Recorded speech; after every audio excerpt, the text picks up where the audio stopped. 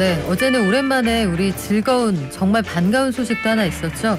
이 얘기부터 하고 시작하고 싶었는데 황대헌 선수 금메달 따는 장면 보셨습니까?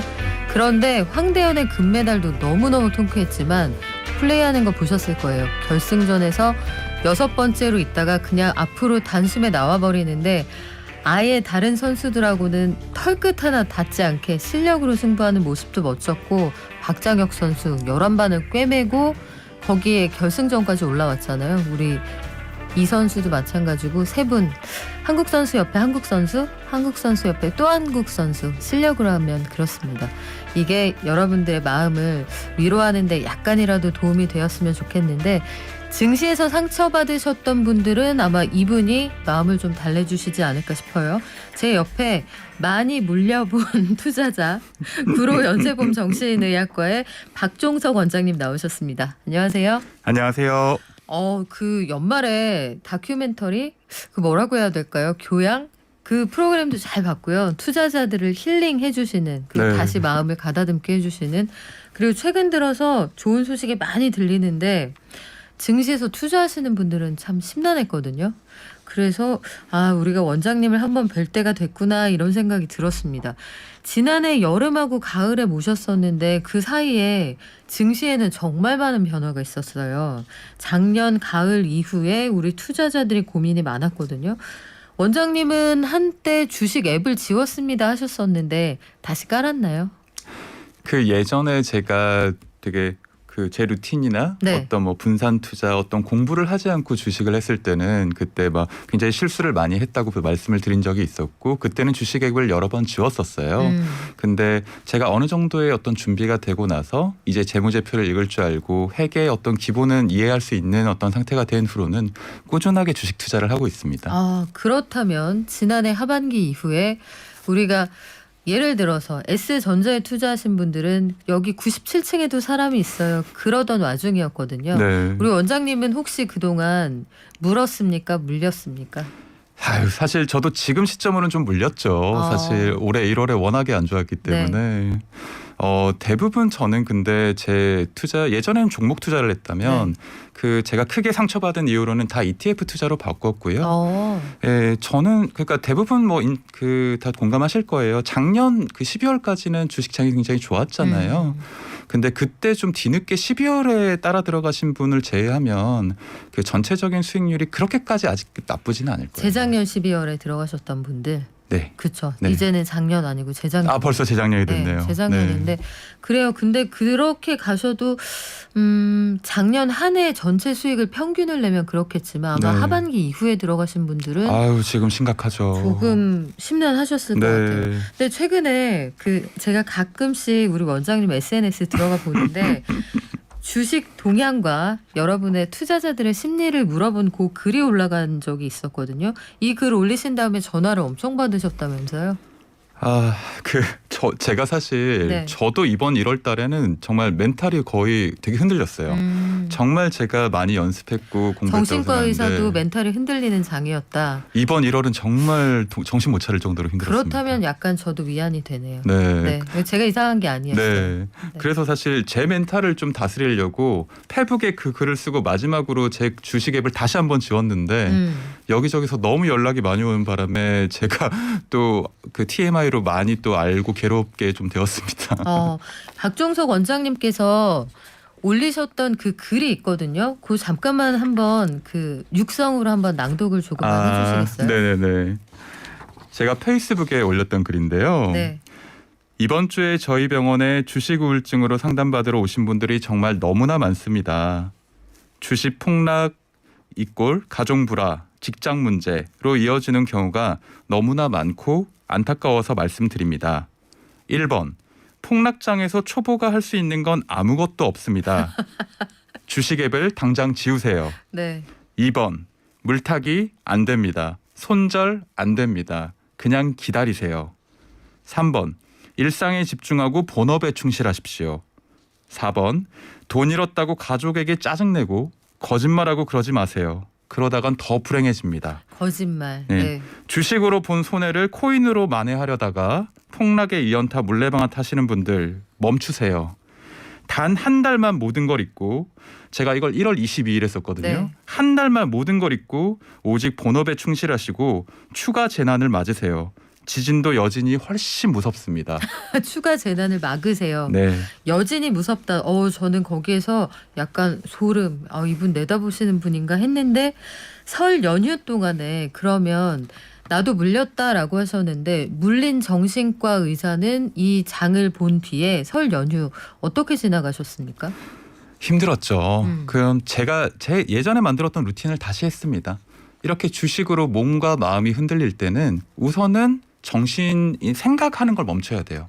왜냐하면 부정적인 사건이 벌어졌을 때 인간의 뇌는 편도체가 너무 과활성되기 때문에 더 불안해지고 자책하기 마련이거든요. 이럴 때는 그냥 운동을 하는 게 낫습니다. 시스템 종료 잠깐 하고 그 노래 한번 들으고 띠디디 맞아요. 그 노래 네. 듣고 나가서 운동해라. 재부팅하는 거죠. 네. 왜냐하면 계속 생각을 반복하면 할수록 뇌가 공회전이 되고 소모가 돼요. 이렇게 소모가 되면 뇌의 집중력과 인지 기능이 더 떨어집니다. 그러면 불안에 빠진 우리 인간은 뭘 하겠어요? 또 엉뚱한 행동을 한단 말이에요. 조급한 행동을 하게 되고. 해서는 안 될 일을 반복하게 되고. 예, 그때 하선은 그러니까 초보자들은 대응할 능력이 없기 때문에 물타기도 손절을 하는 게 이게 본인은 이성적으로 한다고 대응을 한다고 하겠지만 이건 도망치거나 이런 거 회피하는 어떤 행동일 뿐이거든요. 그렇기 때문에 차라리 아무것도 안 하고 뇌의 어떤 몸과 마음의 기능, 뇌의 기능을 회복시키는 게 중요해요. 그래서 저는 명상을 하고 휴식을 하고 그 운동하고 이런 식으로 제 체력 회복에 신경을 많이 썼습니다. 그러면 그때는 좋은 만남 이런 것도 좀 자제하시는 게 좋겠네요. 그렇죠. 여러 가지 지금 시기나 코로나 문제도 있었고 집안에서 가족들과 함께 그리고 제 마음가짐에 대해서 얘기를 했어요. 사실 이런 식으로 내가 멘탈이 많이 흔들린다. 그리고 제 네. 가장 가까운 가족분들에게 이거에 대해서 어떻게 생각하느냐 자기 객관화가 안 돼 있거든요. 정신과 의사도 멘탈이 흔들릴 때 의사가 아닌 가족들에게 당연히 도움을 청해야죠. 나 요새 멘탈 흔들리니까 나 좀 놔둬봐봐 이런 얘기 합니까? 내 평소와 지금이 어떻게 다르냐. 그 가족들이 보기에 나 어떻게 달라졌냐. 못 돼졌어 이런 반응이 네. 오던가요? 짜증 많이 내고 초조해지고 조급해한다. 그리고 사람이 불안하고 조급해지면 말이 많아져요. 네. 맞아요. 이게 무슨 말 내가 지금 뭐라고 하는 거지 아무 말 네. 대잔치. 네. 그래서 우선 그렇게 한 2주 정도는 운동만 하고 체력만 회복을 한 다음에 그 다음에 제 실수에 대한 기록을 하는 거죠. 오답 노트. 네. 이거 너무 모범생 스타일 아니에요? 오답 노트 이거는? 정말 하기 싫은데요. 네. 해야 됩니다. 내가 이번 투자에 왜 실패했느냐. 네. 내가 이 종목을 선택하는 과정이 충동적이지는 않았느냐. 그리고 물타기 한다고 했지만 더 큰 수렁으로 빠져들지 않았느냐. 그래요. 그래서 실제로 이런 문제를 겪고 계신 분들이 주식 때문에 원장님 찾아오는 경우가 더 많아진 게 체감이 되세요? 너무 많이 오셨어요. 저는 사실 월요일 목요일밖에 주식 체크를 안 하거든요. 그 계좌를 거의 안 봐요. 왜냐하면은 본업에 방해받지 않으려고. 근데 1월 중순부터 둘째 주부터는 그 주식 우울증으로 오시는 환자분들이 너무 많으셔가지고 이거 분명히 무슨 문제가 있다, 사고가 났다고 생각을 해서 확인을 하게 됐습니다. 그래요. 둘째 주부터 늘어났다. 그러면 그런 일로 만약에 제가 찾아갔어요. 원장님 저 물려서 너무 울적하고 일도 안 되고 제가 찾아갔다고 치면 이런 분들의 주식 우울증은 어떻게 약으로 달래주세요? 어떤 처방이 나옵니까? 우선은 지금 정확한 진단부터 합니다. 네. 얼마나 물렸는지? 그런 것도 하고요.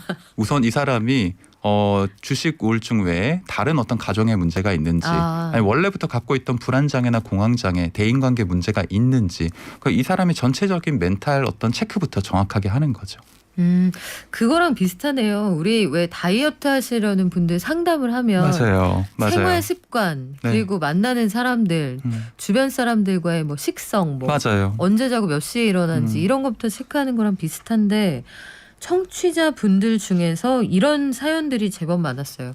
내가 몰래 했다. 맞아요. 2020년, 2021년에 쭉 달려가는 주식 그 장을 내가 탑승을 못해서 내가 정말 비상금을 당겨서 투자를 했는데 진짜 많이 잃었다. 그래서 부인이 뭘 물어보거나 쳐다만 봐도 가슴이 철렁 내려앉는다. 맞아요. 이런 분들 많으셨는데 이럴 땐 어떻게 해야 돼요? 사실 우선 이럴 때는 제가 정확한 손실 규모부터 판단을 해요. 왜냐하면 이게 회복 탄력성이 가능한 수준이냐. 이게 뭐 1년 만에 회복이 가능한 수준이냐 6개월 만에 가능한 수준이냐 또 이 사람의 다른 어떤 월급이나 근로소득으로 어느 정도 보상이 가능한 수준이냐에 따라서 치료 계획을 세워야 되기 때문에 그래서 저희가 치료 기간을 어떤 잡습니다. 아, 이 사람은 6개월이다. 이 사람은 1년이다. 네. 6개월이다 1년이다 이런 거는 금액에 따라서 맞습니다. 나오는 겁니까? 네. 본인이 네. 벌 수 있는 소득 대비 금액 이른 금액에 대해서 나눕니다. 이 그 주식 우울증에 따른 처방에도 일종의 DSR 같은 게 네. 적용이 되는군요. 네, 맞습니다. 그래요. 그러면 평소에 주식창을 보느라고 사실은 화장실에 들어가서 앉아 있을 때에도 정말 용무가 있어서 오시는 분들보다 앉아서 보시는 분들 제법 많거든요. 소리가 들려요. 옆칸에서도. 네. 이런 분들은 스마트폰이나 컴퓨터로부터 나를 좀 떨어뜨리지 못하는 건데 네. 이럴 때는 어떻게 대응하면 돼요? 어떻게 보면 일종의 중독이죠. 그것도 사실 어떤 내 전두엽과 변형계가 너무 한 곳에 꽂혀 있기 때문인데 사람이 그 본인의 의지로 이걸 내려놓는 건 쉽지가 않아요. 그렇기 때문에 가벼운 중독으로 전환시켜주는 걸 조금 좀 추천을 합니다. 중독을 중독으로 잡는다. 네. 뭐 EJ 같은 건가요? 그렇죠. 그러니까 예컨대. 주식 중독이 너무 심각한 게 이거 우리 몸에 굉장히 위험하고 내 계좌와 우리 가정에도 굉장히 위험한 중독이잖아요. 이것을 조금 덜한 중독, 뭐 게임이라든가 게임은 덜한 중독이에요? 지금 현재로선 그렇죠. 아 주식보다는. 주식보다는. 네, 근데 우리 가정의 어떤 뭐 계좌 손실을 막기에는 네. 내가 지금 게임이나 웹툰에 하루 종일 집중하는 게 그 우선 당장에는 조금 낫죠. 그러면 웹툰 그 월정액으로 좀 가입 좀 하고 달고나 커피 이런 걸 한번 만들어 볼까요? 3,000번 전. 아유 좋습니다. 왜냐하면은 우리 이 돈에 대한 어떤 쾌락이 사람들은 이게 되게 고차원적인 욕망이라고 생각을 하지만 1차원적인 욕망에 더 가까웠거든요. 아 그래요? 어떻게 보면요. 왜냐하면 그게 즉각적으로 보상이 있고 즉각적으로 나의 도파민을 확 올려주는 어떤 쾌감이기 때문에 사람들이 어떤 도파민형 주식 투자, 도박형 주식 투자를 하는 건데 물론 이런 식으로 이번에 손실을 많이 본 분들은 네. 1차적인 욕구 뭘 좀 많이 먹는다거나 그럼 물론 이게 폭식으로 또 해결이 되면 안 되죠. 어허 그러면은 나중에는 살이 쪄서 다시 우울해져서 다시 가는 거 아니에요? 그렇기 때문에 항상 이 과정을 그 어떤 상담사나 슈퍼바이저한테 그 의논하면서 컨트롤을 받는 게 중요합니다. 마인드 코치 이런 것들을 스스로 찾아내는 그런 것도 필요한데 네. 이제 생각해 보니까 주식 투자가 1차원적인 욕구다. 그 우리 사회 시간에 배우잖아요. 이 매슬로우의 욕구 단계에서. 맞아요. 여기서 그러면 제일 바닥에 있는 뭐 식욕 그런 거하고 비슷한 수준이란 말씀이에요? 뭐 식욕, 공격력, 성욕 이런 게 가장 1차원적인 욕구인데 문제는 이 돈이라는 거는 원래는 고차원적이고 2차원적이고 내가 돈을 많이 벌어서 미래를 준비하고 이런 줄 어떤 알았어요. 사회의 안전망인데 문제는 예전에 저 같은 초보자들은 굉장히 어떤 충동적으로 1차원적으로 주식 투자를 하고 그거를 바로 보상받으려고 한단 말이죠. 그런 분들은 대부분 정말 단타매매 지금 당장 뭐 1,000만 원으로 2,000만 원을 벌고 싶어요. 이런 사람들의 욕구는 굉장히 저차원적으로 조급해져 있는 경우가 많습니다. 그래요. 이번에 한 증시 전문가가 이렇게 평가하기도 하더라고요. LG 에너지 솔루션 사태를 보면 전 국민 단타 대회 같다 이런 얘기도 하던데 가계부를 쓰는 게 도움이 될 수도 있다 이런 의견도 주셨어요. 사실 이게 굉장히 훌륭한 자기 객관화의 비법인데 대부분의 초보자분들이 안 합니다. 귀찮아서. 근데 귀찮으면 돈을 벌 수 없거든요. 아 세상에 네. 공짜가 없군요. 네. 가계부라는 거는 그 내가 그 내 투자 레벨, 내가 경제적으로 어느 정도에 올라와 있는지를 가장 알 수 있는 첫 단계거든요. 그래서 이걸 해야 나의 어떤 그러니까 나라는 종목의 현재가를 아는 거죠. 나라는 종목의 현재가를 소위 말해서 증시용으로 밸류에이션 하려면 장단점에 대한 분석이 필요하네요. 냉정하게 써야 되죠. 스와트 분석. 여러분 주식 투자에서 최근에 나 되게 부자 됐고 되게 재미 봤어 이런 사람 한 명도 없어요. 지금 문자 보내주시는 분들도 공감하지 글쎄 난 아닌데 이런 분 안 계시거든요. 가계부 쓰고 오답노트 쓰고 그래요. 이 몇 번이십니까? 1439님 헬스장 등록부터 해야겠어요 하셨는데 이런 거 추천해 주신다고 하시네요. 원장님 우리 오늘은 여기서 줄여야 될 것 같은데 네. 다음에는 마음을 조금 더 튼튼하게 영양제를 먹일 수 있는 이런 방법으로 다시 한번 모실게요. 알겠습니다. 지금까지 구로 연세범 정신과 박종석 원장이었습니다. 고맙습니다. 감사합니다.